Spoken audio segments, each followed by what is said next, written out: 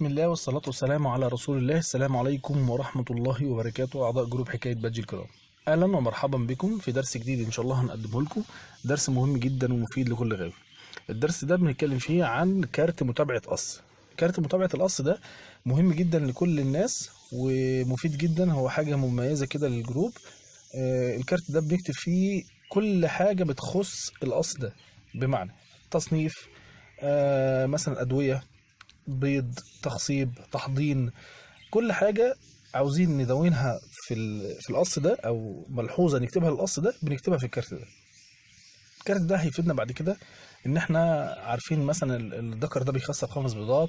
الكارت ده هيفيدنا بعد كده ان احنا عارفين الانثى دي بتبيض 5 بيضات او 4 بيضات وبتحضن 3، وهكذا. الكارت ده مفيد جدا جدا وهيريحنا كتير وهنستفاد منه كتير. الكارت موجود عندنا على الجروب وموجود الوورد بتاع الجروب. وشكرا والسلام عليكم ورحمة الله وبركاته.